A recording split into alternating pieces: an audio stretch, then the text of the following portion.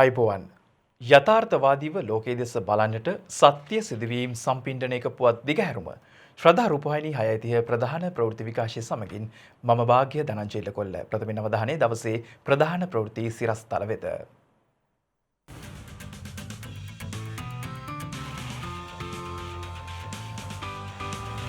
මාස 10කට පසු මෙරට ගුවන්තොටුපළවල් සංචාරකයින්ට විවෘත කෙරේ. සෞඛ්‍ය මාර්ගෝපදේශවලට පටහැනිව කටයුතු කළ රාජ්‍ය සහ රාජ්‍ය නොවන ආයතන දහසකට අධික ප්‍රමාණයකට නඩු. එක්වරක් භාවිත කර ඉවත දමන පොලිතින් හා ප්ලාස්ටික් තහනම ලබන අප්‍රේල් සිට. ඇමරිකාවේ 46 වනි ජනපති ලෙස ජෝ බයිඩන් දිවුරුම් දෙයි. Congratulations, Mr. President.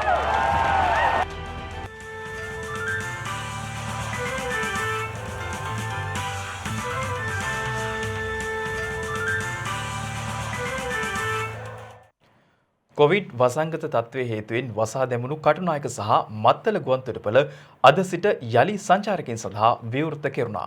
මේ ආකාරයෙන් ගුවන්තොටුපළ විවෘත කෙරුණේ මාස 10කට පසුවයි.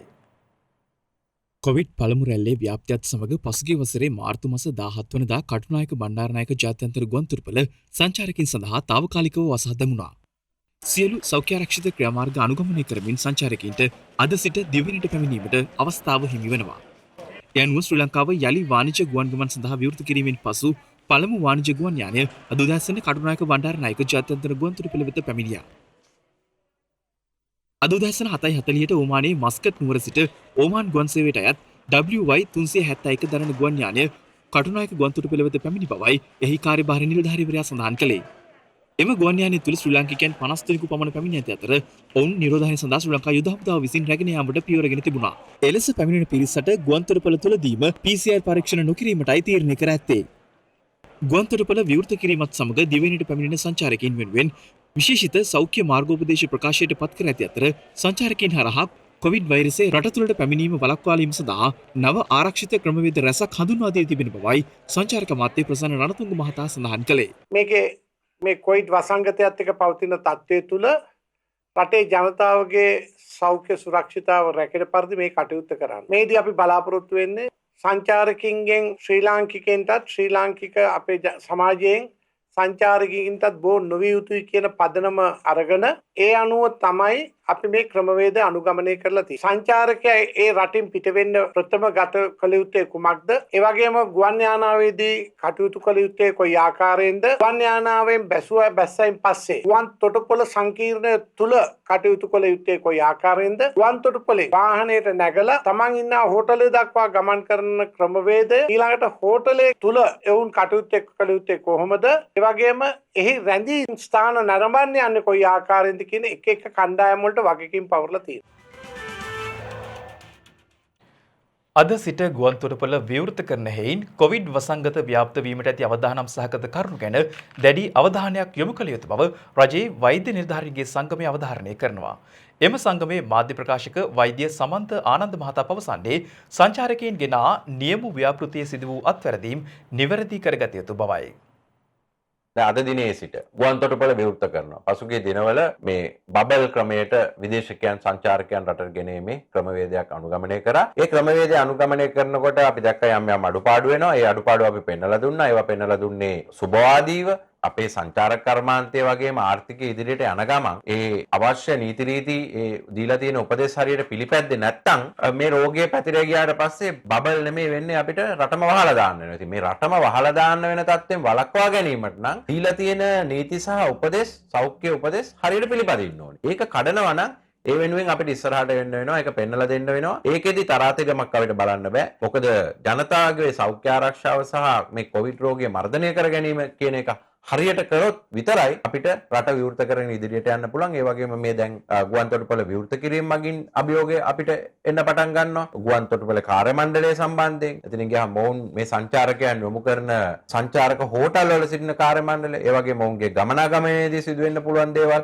සහ ඔවුන් යම් ස්ථානවලට ගෙන යනවා නම් ඒ ගෙන යාමේදී රෝගය සමාජයට ව්‍යාප්ත වීමට තියෙන අවදානම් කියන මෙන්න මේ සියලු අවදානම් සහගත තත්ත්වයන් දැඩි සැලකිල්ලට ගත යුතුයි. එහෙම නැතුව අර මුලදී යුක්‍රේන සංචාරකයන් ගේනකොට සිදුනා වගේ අඩුපාඩු මේ තුලිනුත් උනොත් එහෙම ඒක අපිට පාලනය කරගන්න පුළුවන් වුණා පයිලට් ප්‍රොජෙක්ට් එකක් විදිහට කරපු නිසා. ඒ නිසා අපි රජයෙන් කාරුණිකව ඉල්ලා සිටිනවා මේ ව්‍යාපෘති භාර ක්‍රියාත්මක කරන අය අනිවාර්යයෙන්ම සෞඛ්‍ය අමාත්‍යාංශයේ වසංගත රෝගාංශය විසින් දීලා තියෙන ඒ සෞඛ්‍ය උපදෙස් සහ නීතිමාලාවන් හරි විදිහට ක්‍රියාත්මක කරන්න ඕනි. රජයේ පැත්තෙන් අපි ඉල්ලා සිටිනවා මේ ක්‍රියාවලින් හරියට වෙනවද කියන එක මොනිටර් කරන්න නැත්නම් ඒක දිහා පසුවිපරිමක් කරන්න අනිවාර්යයෙන්ම කණ්ඩායමක් යොදවන්න වෙනවා.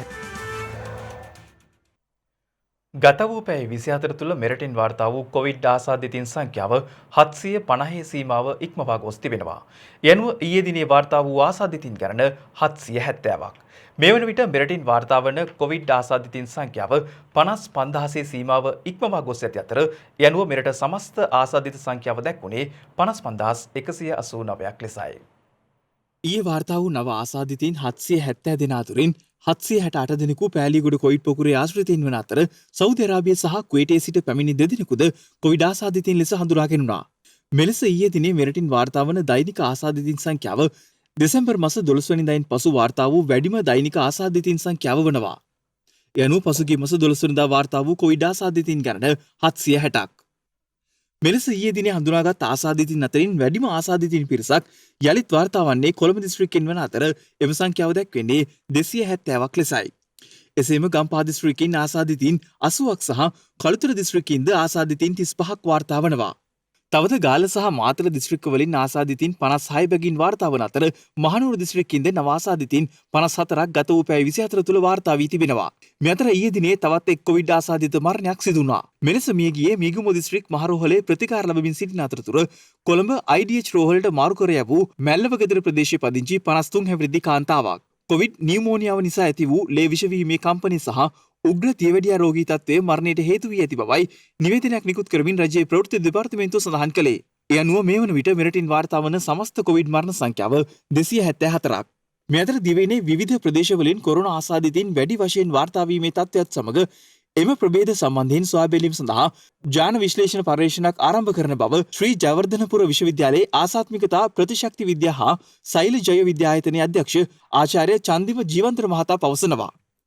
මේ අතර පසුගිය දිනක බණ්ඩාරගම අටලුගුණ ප්‍රදේශයේදී රාජකාරී සඳහා ගොස් සිටි මහජන සෞඛ්‍ය පරීක්ෂකවරයෙකුට කෙල ගැසීමේ සිද්ධියකට අදාළව රක්ෂිත බන්ධනාගාරගත කර සිටි පුද්ගලයෙකුට පානදුර මහේස්ත්‍රාත් අධිකරණය විසින් වසර 6ක සිරදඬුවම් නියම කර තිබෙනවා. ඒ අනුව අදාළ චූදිතට චෝදනා 3ක් සඳහා වසර 2 බැගින් වසර 6ක සිරදඬුවමක් නියම වෙනවා. මීට අමතරව එම සෞඛ්‍ය නිලධාරීන් 4 දෙනාට රුපියල් ලක්ෂය බැගින් ගෙවන ලෙසට නියම කර තිබෙනවා. ඒ අනුව එම ලක්ෂයක මුදල නොගෙවුවොත් මාස 6 බැගින් සිරදඬුවම් නියම වෙනවා. ලක්ෂ 4ක් සඳහා මාස 6 බැගින් වූ තවත් අවුරුදු 2ක සිරදඬුවමක් නියම වෙනවා. ඒ නිසා විශේෂයෙන්ම රජයේ නිලධාරීන් සෞඛ්‍ය බලධාරීන් නීතිය ක්‍රියාත්මක කිරීමේදී එයට අවනතව කටයුතු කරන ලෙසට ජනතාවගෙන් ඉල්ලා සිටිනවා. මේ අතර පසුගියදා කොවිඩ් ආසාදිත බවට හඳුනාගත් රාජ්‍ය අමාත්‍ය දයාසිරි ජයසේකර මහතා සුවය ලබා සිය නිවස වෙත පිටත්ව ගොස් තිබෙනවා. සිය නිල ට්විටර් ගිණුමේ සටහනක් තබමින් රාජ්‍ය අමාත්‍යවරයා පවසන්නේ කොවිඩ් ආසාදිතව සිට තමා නිවසට පැමිණි බවත් තවත් සතික කාලයක් නිවසේ ස්වනිරෝධායනයට ලක්වන බවයි. මේ අතර ශ්‍රී ලංකා ක්‍රිකට් ක්‍රීඩකයින් දෙදෙනෙකුටද කොරෝනා වෛරසය ආසාදිත වී ඇති බව ශ්‍රී ලංකා ක්‍රිකට් ආයතනය පවසනවා.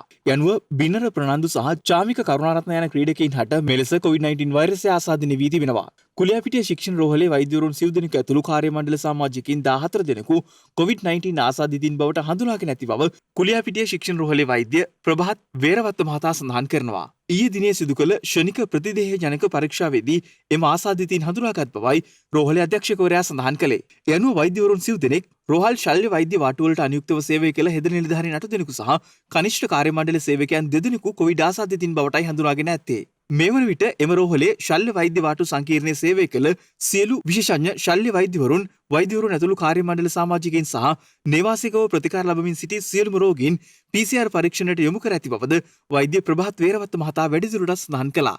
මේ අතර හෝමාගම මූලික රෝහලේ හෙද නිලධාරීනෙකුටද කොරෝනා වෛරසය ආසාදනය වී තිබෙනවා.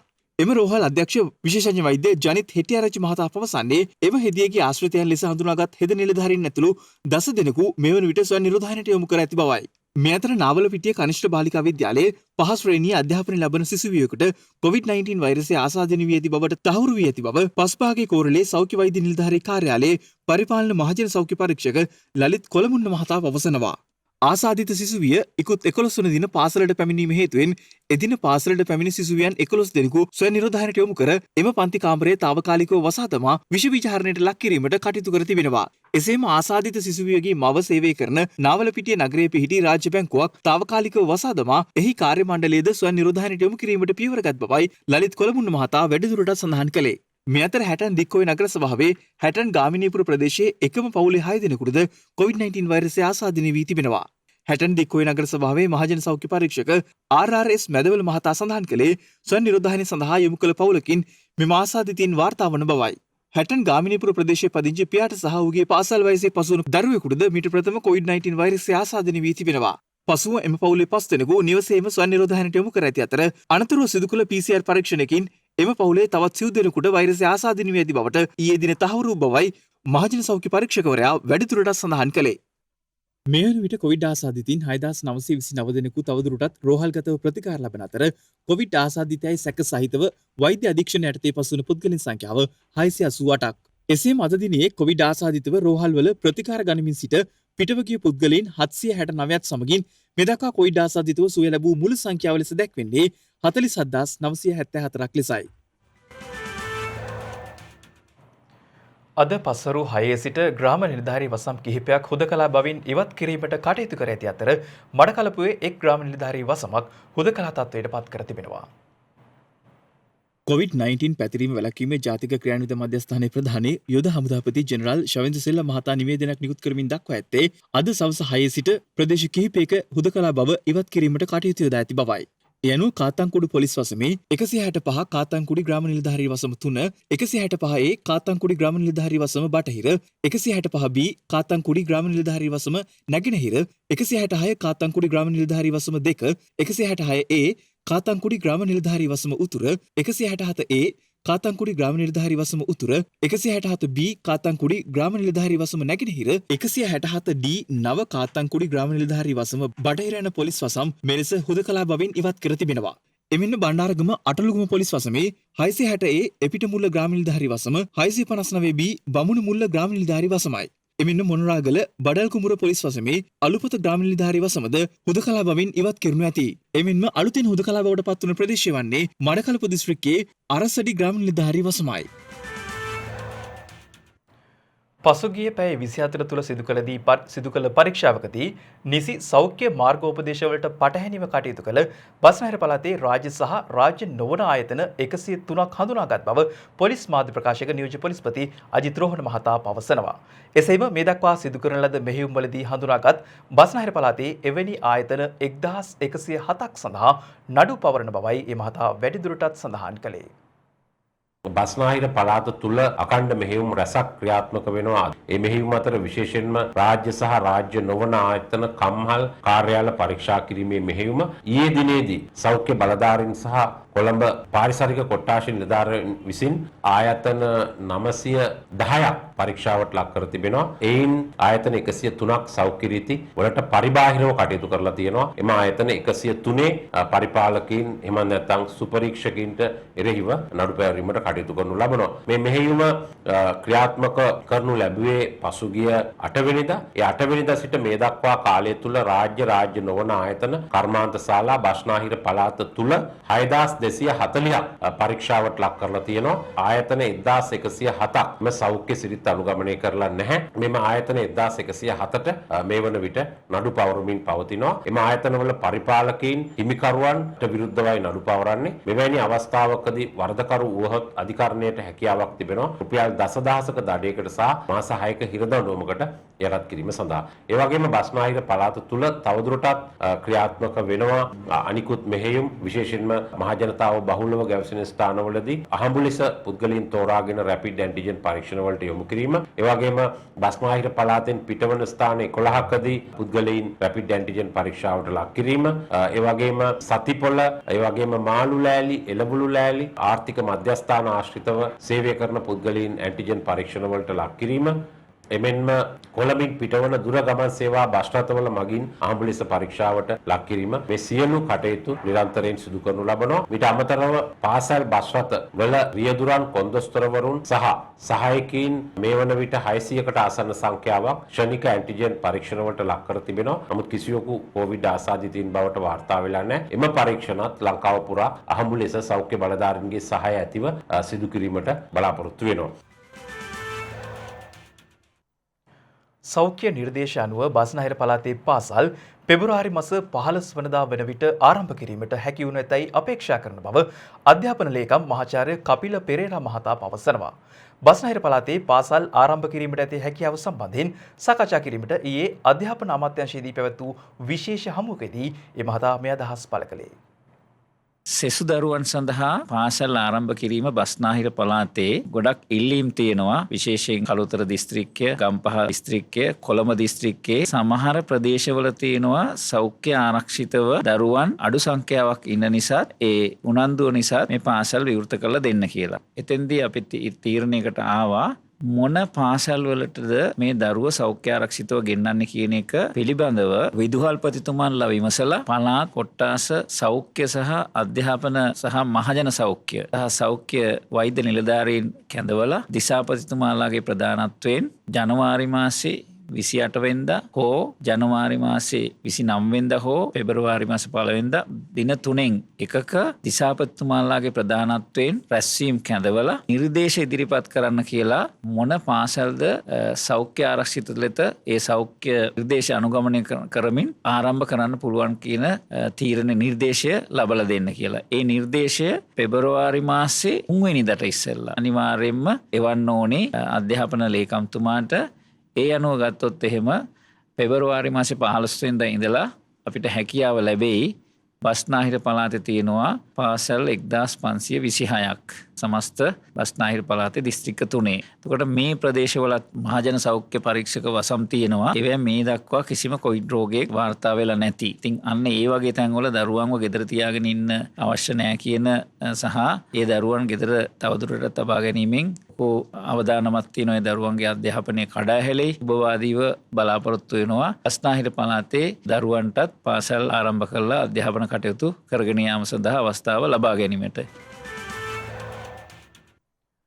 විදේශීය ගෘහ සේවිකාවන් සඳහා හොංකොං රජය විසින් රැකියා කොන්ත්‍රාත්තුව අලුත් කිරීමේ වළංගු කාල සීමාව තවත් මාස 3ක් දක්වා දීර්ඝ කර තිබෙනවා. ශ්‍රී ලංකා විදේශ සේවා නියුක්ති කාර්යාංශයේ නිවේදනයක් නිකුත් කරමුණුයි මේ බව සඳහන් කර ඇත්තේ.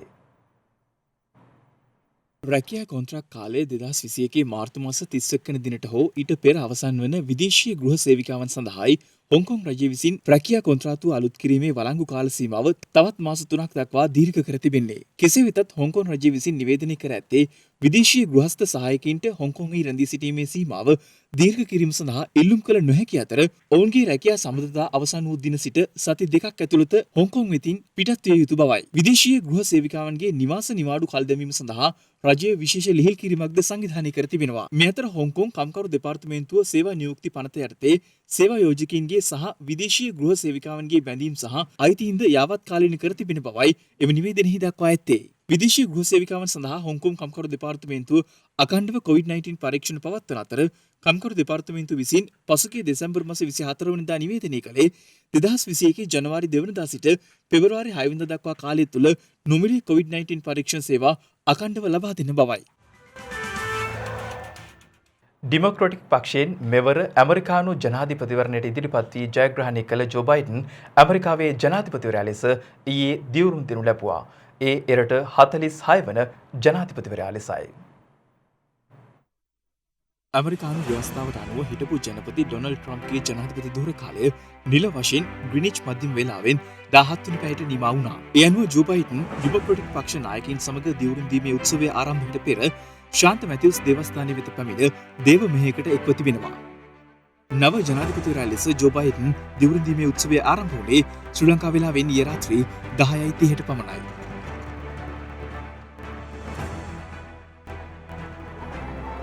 I can see the president.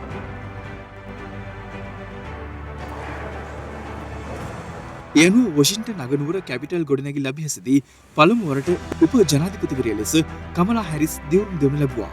A America ඉතිහාසයේ පළමු කාන්තා උප ජනාධිපතිවරිය ලෙසයි. Please raise your right hand and repeat after me.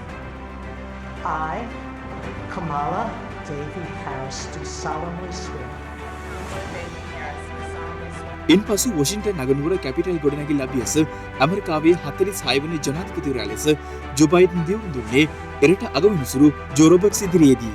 Biden Jr. do solemnly swear I, Joseph Robinette Biden Jr., do solemnly swear that I will faithfully execute that I will faithfully execute the office of President of the United States the office of President of the United States, and will, to the best of my ability, will, to the best of my ability, preserve, protect, and defend preserve, protect, and defend the Constitution of the United States. the Constitution of the United States. So help you God. So help me God. Congratulations, Mr. President.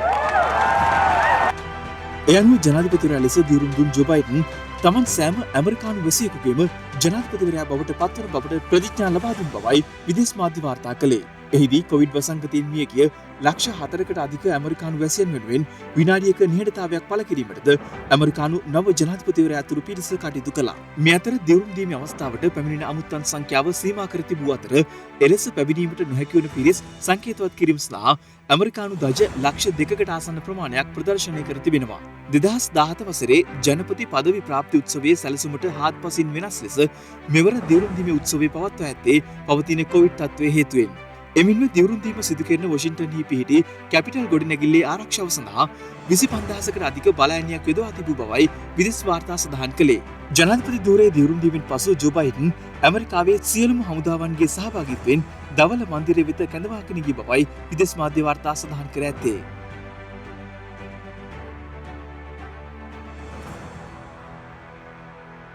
මේ අතර Biden ජනාධිපති ධූරයේ දියුණු දීමෙන් පසු පළමු දවල මන්දිර හමුව පවත්වමින් දවල මන්දිර ප්‍රකාශිකා John සාකි ප්‍රකාශ කළේ Covid එන්නත් බෙදා හැරීමට සහ වසංගත තත්ත්වය පාලනය කිරීම තම ප්‍රමුඛ කාර්ය ලෙස සැලකෙන බවට ජනාධිපති බයිඩන් ප්‍රකාශ කළ බවයි.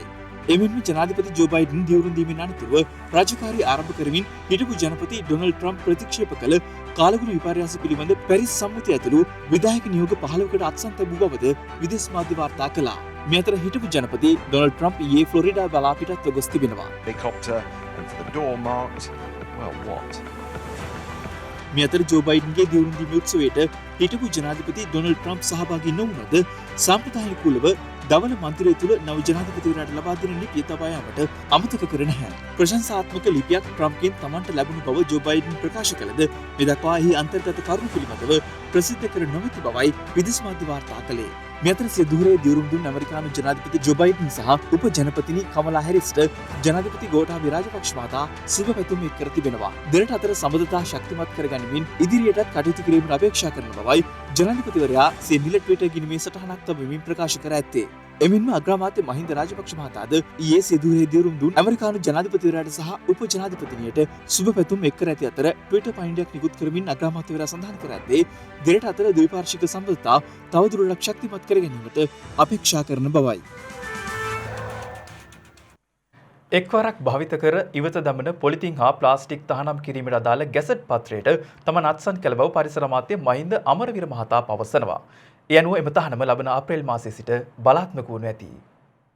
මීට පෙර අපි සඳහන් කරා එක්වරක් භාවිතා කර ඉවත දමන පොලිතීන් ප්ලාස්ටික් තහනම පිළිබඳව ඒ සඳහා වූ ගැසට් පත්‍රයට මම ඊයේ දිනේ අත්සන් කරා. ඒ අනුව අප්‍රේල් මාසයේ සිට මේ සියලු ප්ලාස්ටික් පොලිතින් භාවිතය තහනම් වෙනවා. මේ සම්බන්ධව මේ දක්වා හෝ ප්‍රමාදයක් ඇති වුණේ මේ සම්බන්ධව නීතිපති දෙපාර්තමේන්තුවෙන් අපිට කරුණු ගන්න සිද්ධ වුණා. මේ සියලු ගැසට්ටයක් ඉදිරිපත් කිරීම දක්වා මේ කටයුත්තේදී ඒ නිසා තමයි කෙසේ වෙතත් අපි විශ්වාස කරනවා මේ තුලින් පරිසරයේ විශාල ආරක්ෂාවක් පරිසරයට ඇති කරගන්න පුළුවන් වෙයි කියලා. අපි අධියරෙන් අධියර මේ ආකාරයෙන් පරිසරයට අහිතකර ද්‍රව්‍ය පරිසරයෙන් ඉවත් කිරීම සඳහා අපි කටයුතු කරනවා. මෙහිදී අපි ආහාර ඒ වගේම ඖෂධ වෙනුවෙන් යොදා ගන්න ප්ලාස්ටික් පොලිතින් තහනම් කිරීමේ බලාපොරොත්තුවක් තවම නැහැ. ඒවා ක්‍රමානුකූලව තව කාලයක් ගිහිලා තමයි කටයුත්ත කරන්න. අනිත් ඒවා ක්‍රමානුකූලව අපි වරින් වර ඒ ගැසට් පත්‍ර මගින් තහනම් කරනවා. ඒ වගේම ඒ සඳහා විකල්ප හඳුන්වා දීමේ වැඩපිළිවෙළ ක්‍රියාත්මක කරනවා.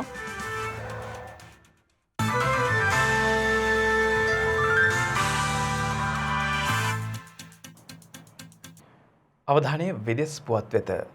මොඩර්නා COVID-19 මර්ධන එන්නත ලබා දීම අත්හිටුවීමට ඇමරිකාවේ කැලිෆෝනියා ප්‍රාන්තයේ සෞඛ්‍ය බලධාරීන් පියවරගෙන තිබෙනවා.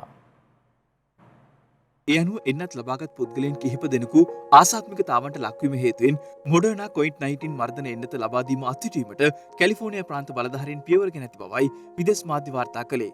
එලෙස ආසාත්මිකතා මතු ඇත්තේ කැලිෆෝනියාවේ සැන්ඩියාගෝහි මොඩර්නා එන්නත ලබාගත් සෞඛ්‍ය සේවකයින් 6 දෙනෙකුටයි.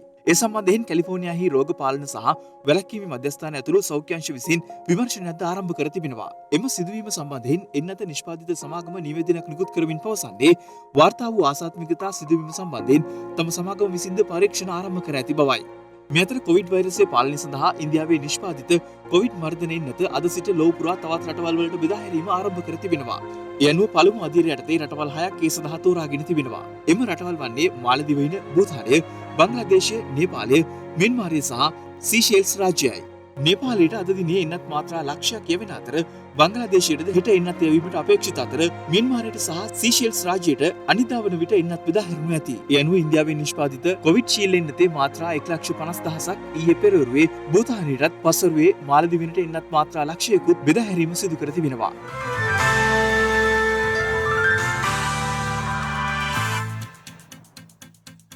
දිනක සටහන් නිමවන්නට මත්තෙන් හෙට දවසේ වැදගත්කමටයි මේ අවධානය.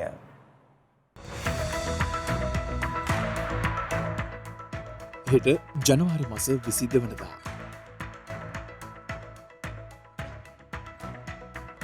ශ්‍රී ලංකාවේ දේශපාලන පක්ෂයක් වූ ශ්‍රී ලංකා මහජන පක්ෂය විජේ කුමාරතුංග මහතාගේ ප්‍රධානත්වයෙන් ආරම්භ කර ඇත්තේ 1984 ජනවාරි මාස 22 වන දිනයි.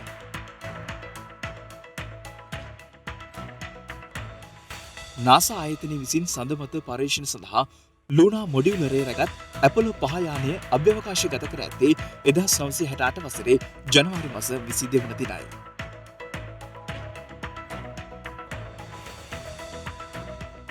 ඉංග්‍රීසි ජාතික දාර්ශනිකයෙකු ලේඛකයෙකු මෙන්ම නීතිවරයෙකු වූ ෆ්‍රැන්සිස් බේකන් උපත ලබා ඇත්තේ 1561 ජනවාරි මාස 22 වන දිනයි. ඒත් සමගින් ශ්‍රද්ධා රූපවාහිනී ප්‍රධාන ප්‍රවෘත්ති විකාශය නිමවට පත්වෙනවා. හමුවෙමු හෙටත් සවස 6:30ට. තෙරුවන් සරණයි. නමෝ බුද්ධාය. මෙවැනි වැදගත් පුවත් නැරඹීම සඳහා ශ්‍රද්ධා TV News YouTube channel එක subscribe කර සීනුව සලකුණ වන්න.